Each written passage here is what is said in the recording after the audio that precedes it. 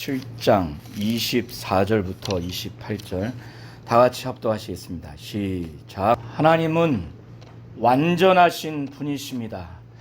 하나님께서 완전하시다고 하는 것은 그가 그만이 의이고 그만이 거룩한 분이시라는 것으로 그는 완전하신 분이십니다.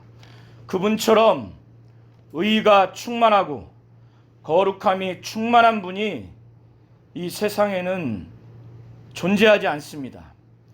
하나님은 완전하시기 때문에 그가 죄를 다루는 데 있어서도, 그가 악을 다루는 데 있어서도 하나님의 기준에 맞지 아니하면 하나님은 반드시 그 죄와 악에 대해서 심판하신 분이십니다. 그는 의롭고 거룩하신 분이시기 때문입니다. 그는 완전하신 분이십니다. 그래서 그의 아들인 예수를 이 땅에 보내셔서 하나님께로 모든 인류가 나올 수 있도록 영원하시고 완전하신 그의 아들을 대제사장으로 세우지 않으면 아무도 하나님 앞에 하나님의 완전함을 채울 수 없기 때문에 그의 아들을 영원한 대제사장으로 삼으신 것입니다. 율법은 아론의 그 반차, 아론의 그 계열을 쫓아 레위 지파를 통해서 제사장을 세웠고 그 가운데 대제사장을 세웠지만은 구약의 사람들이 레위 지파의 대제사장을 통해서 제사장들을 통해서 그들이 완전하신 하나님 앞에 온전히 나아갈 수 없다는 것을 지금 히브리서 기자는 24절부터 28절에 말씀하고 있습니다. 28절에 율법은 어쩔 수 없이 약점을 가진, 바로 하나님 앞에 완전함을 주장할 수 없는 약점을 가진 레위 지파 그 직계 자손들을 대제사장으로 세울 수밖에 없었다는 것을 히브리서 기자는 믿은 유대인들이 다시 유대교로 돌아가려고 하는 그들에게 이것을 밝히 말하면서, 그러나 하나님이 시편 110편 4절에 멜기세덱의 반차를 쫓은 영원한 대제사장으로 예수 그리스도를 세울 것이라고 다윗을 통해서 예언하신 것처럼 하나님이 맹세의 말씀으로 완전한 온전케 되신 아들을 영원한 대제사장으로 세우셨다라고 히브리서 기자를 통해서 하나님이 친히 말씀하셨습니다. 하나님이 직접 맹세의 말씀으로 세운 완전한 아들과 율법을 통해서 약점을 가진 사람을 세운 제사장, 대제사장의 결과가 너무나 다르기 때문에 11절부터 23절까지 히브리서 기자는 만약에 레위 지파의 그 직계 자손들이 대제사장 또는 제사장의 직분이 온전했다면은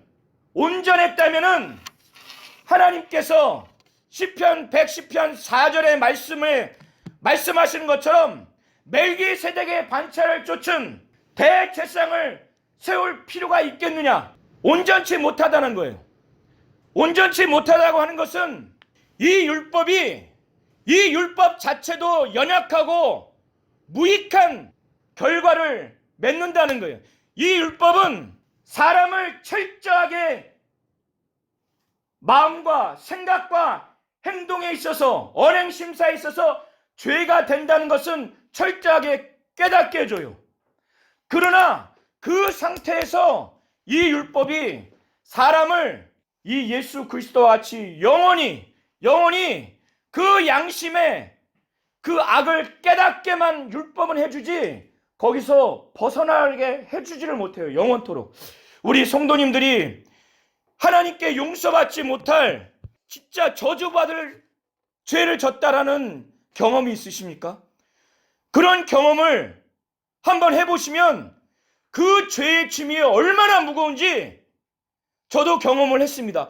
그때 어떤 생각이 드냐면 하나님이 나를 절대로 쓰시지 않을 거야, 나를 주의 종으로 절대로 쓰시지 않을 거야 라는 제 마음에 확정을 가질 만큼 그 죄가 누적이 되면 그런 마음이 듭니다. 저는 2주간에도 죄를 지으면서 하나님 앞에 내가 여기서 벗어날 힘이 없어요. 이거는 자살을 해도 해결이 안 되고 잠을 자도 해결이 되지 않습니다. 누가 와서 나를 위로해도 인간이 갖고 있는 어떠한 요소로 해결을 받을 수가 없어요. 그냥 그 양심의 악을 깨달으면 그 죄의 짐으로 가룟 유다와 같이 자살을 할 수밖에 없거나 거기서 견뎌서 나올 수가 없습니다. 더군다나 구약의 제사장은 이 28절에 말한 것처럼 약점이 있는 거예요. 이 제사장이 훌륭한 제사장도 있지만은 구약의 제사장들은 크게 두 역할을 합니다.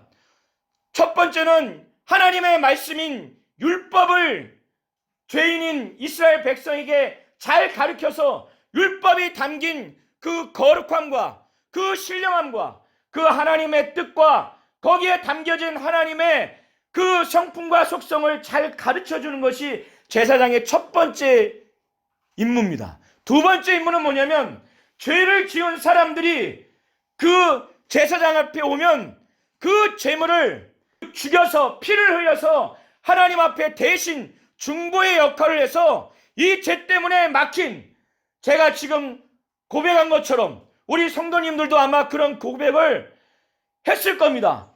여기서 하나님이 나를 버리셨구나, 하나님이 나를 이제 가까이 하지 않으시겠구나 라고 내 자신의 죄악을 깨닫게 되고 그것이 너무나 크게 되면은 누구의 위로도 누구의 축복의 기도도 그의 죄된 심령을 자유케 해줄 사람이 없습니다. 이 제사장의 또 다른 임무는 이들에게 그 참 자유, 하나님과의 막힌 그 눌림, 그것을 열어주어야 하는 중보의 역할입니다. 그런데 이 제사장들이, 그 중에 타락한 자들이 어떤 짓을 하냐면 죄물을 가지고 자기의 입속을 챙기려고 하는 타락한 제사장들도 있는 겁니다. 또 하나는 뭐냐면 그 제사장 영적으로 이렇게 하나님의 말씀 율법을 가리키고 죄지은 백성들의 죄를 하나님으로부터 그 희생 제물을 갖고 가서 피를 흘려서 하나님이 죄를 사해줬다라고 선포함으로 인해서 자유함을 줘서 하나님과 막힌 담을 다시 일시적으로 뚫어줘야 하는 역할을 해야 되는데, 이런 자들이 권력 행사를 하는 거예요. 이런 타락한 제사장들이 있기 때문에 히브리서 기자는 율법은 약점을 가진 사람들을 제사장으로 세웠다는 거예요. 어쩔 수 없이. 그래서 이것은 하나의 예표요, 모형이고 한시적일 수밖에 없다는 겁니다. 그래서 히브리서 기자는 이 이스라엘 백성의 가장 영적으로 큰 존재 아브라함의 얘기를 하면서 아브라함을 축복할 수 있고 아브라함이 11조를 드릴 수 있는 존재는 아브라함 위에는 아무도 없습니다. 이는 아브라함도 인정하는 거고 아브라함의 후손들인 이스라엘 백성들이 다 인정하는 바예요. 아브라함과 모세는 정말 이들이 대단하게 여기는 신앙의 조상으로 여깁니다. 그런데 히브리서 기자는 아브라함이 축복을 비임을 받은 자가 있다. 그리고 그가 11조를 드린 자가 있다. 바로 멜기세덱을 말하면서 하나님만이 아버지가 없고 어머니가 없고 족보도 없고 하나님만이 태어난 시작의 날도 없고 죽는 날이 끝이 없는 분이 바로 하나님 그 한 분뿐인데, 멜기세덱은 하나님의 아들과 방불하다는 거예요. 하나님의 아들과 닮았다는 거예요. 그는 창세기 14장 18절로 20절에 등장하지만은 그에 대해서 아는 아무런 족보가 없어요. 그의 어머니가 누군지 아버지가 누군지 그가 언제 태어났고 언제 죽을 것인지에 대해서 아무도 가르쳐주는 기록이 없습니다. 이것은 이 멜기세덱의 반차를 쫓은 영원한 대제사장인 예수 그리스도가 오실 거에 대한 모형이요 예표로서 창세기 14장 18절로 20절에 잠깐 등장하고 다윗을 통해서 시편 110편 4절에 하나님께서 이제는 완전하시고 영원하신 대제사장으로서 아들을 세우겠다라고 예언한 시편 110편 4절에 등장을 합니다. 저와 우리 모든 성도님들이 가장 나를 예수 믿게 하고 직분을 갖게 하고 더 나아가서 주의 길로 들어오게 하는 결정적인 영적인 변곡점에 나를 인도했던 영적인 스승과 또 부모와 그 친구가 있다면 그는 평생 우리가 잊지 못할 겁니다. 그런 자들이 내가 시험 당할 때마다 어려울 때마다 찾아가서 하나님의 뜻을 구하고 상담을 통해서 하나님이 원하신 것을 받아서 우리의 삶을 해결받고자 할 겁니다. 제사장 중에서 바로 이와 같이 아론과 같이 훌륭한 제사장과 대제사장이 있을 때 구약의 이스라엘 백성들은 그 제사장 밑에서 율법을 가르침 받는 걸 너무나 행복했을 거예요. 예수를 만나기 전에, 침례 요한을 만나기 전에, 사도들을 만나기 전에 철저하게 율법의 기준으로 거룩하게 살려고 하는 사람들 통해서 율법을 통해서 설교를 듣거나 가르침을 받거나, 그리고 그 앞에 가면은 번번이 내가 비둘기와 양과 소를 가지고 갔을 때 피 뿌려서 나는 벌벌벌벌 떨고 있는데 하나님이 자네를 용서하셨네 했을 때 그 기쁨을 그 제사장과 대제사장을 통해서 받았을 때 이 사람이 평생 내 곁에 있었으면 좋겠다. 지금도 우리가 훌륭한 목사님이 있고 그분이 우리에게 우리 삶과 우리의 가정을 완전히 영적인 축복으로 뒤바꿔 놓으면 그의 메시지와 그의 기도를 통해서 우리가 큰 영적인 변화를 받으면 그런 마음이 들지 않습니까? 그러나 인간은 영원하지 못한다는 단점이 있는 거예요. 그러니까 그게 아쉬운 거예요.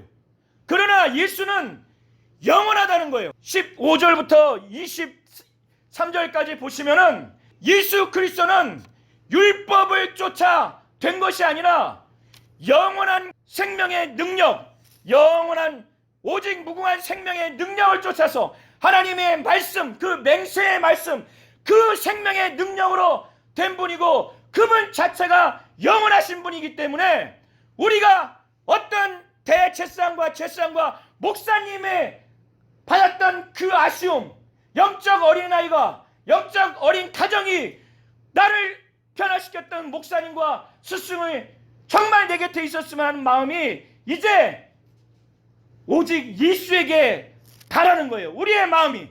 그는 지금도 하나님 우편에 살아 계셔서 그는 우리에게 합당한 영원한 대제사장이라는 거예요. 그는 구약의 대제사장은 권위를 부리고 재물을 갖고 왔더니 그거 가지고 돈 벌 생각을 하는 타락한 자이고 혹 그러하지 않다 할지라도 여전히 죄의 본성이 있는 인간일 뿐이에요. 그러나 예수 그리스도는 거룩하고 죄인에게서 떨어져서 하늘보다 높은 분이고 그는 더러움도 없다는 거예요. 그래서 완벽한 영원한 대제사장이기에 우리에게 합당하다는 거예요. 우리 곁에 지금도 떠나지 않는 하늘 보좌 우편에서 날마다 우리가 죄와 악으로 물들 때, 방황할 때, 심지어 마귀와 귀신에게 눌렸을 때도 저 보좌 우편에서 우리를 위해서 하나님 아버지, 저 집사님, 저 교육자 죄를 용서해 주세요. 지금도 보좌 우편에서 우리를 위해서 친히 간구하시고 대제사장의 역할을 하신다는 겁니다. 우리의 마음이 그렇게 갈 수 있도록 우리가 어떠한 성품과 우리의 속성으로 하나님께 절대 갈 수가 없어요. 예수 외에는 예수가 지금도 아버지 곁에 계시기 때문에 그분이 거룩하고 흠이 없고 더러움이 없기 때문에 하나님의 완전함을 인간의 대제사장과 제사장은 흠이 있어서 하나님을 만족시킬 수가 없어요. 즉사합니다. 어떠한 대제사장도 죄가 있으면 오직 예수만이 하나님의 그 완전함, 의로움과 거룩함을 충족시킬 수 있는 존재예요. 그분 때문에 우리를 그냥 받아주시는 겁니다. 그분을 의지하면 저와 우리 모든 분들이 예수의 말씀과 행하심과 그분의 성품과 속성을 담되 알아야 할 것은 주님의 성품과 속성만으로 우리가 하나님께 갈 수 있는 게 아니라는 거예요. 그분 때문에 우리가 대제사장과 제사장들이 율법의 말씀을 철저하게 잘 가르쳤다 할지라도 예수만큼 아버지의 말씀을 그렇게 영감 있고 영역 있고 훤히 보는 것처럼 가르치는 대제사장이 어디 있습니까? 그리고 확실하게 지금도 예수의 피를 단번에 우리에게 공로로 주셔서 그 피만 의지하면 얼마든지 죄사함의 선포, 죄사함의 행복을 그 보좌 우편에 계신 예수가 선포해서 하나님과 우리의 막힌 담을 확실히 뚫을 수 있는 존재가 어디 있습니까? 이러한 영원한 대제사장을 나와 내 가정과 목장과 예배당과 교회에서 오늘도 깊이 생각하여 이 영원한 대제사장을 분명히 알고 그분의 가르침과 그분이 아버지와의 중보의 역할을 하는 것을 힘입어서 온전히 신앙생활할 수 있도록 예수 이름을 한번 부르며 기도하시겠습니다.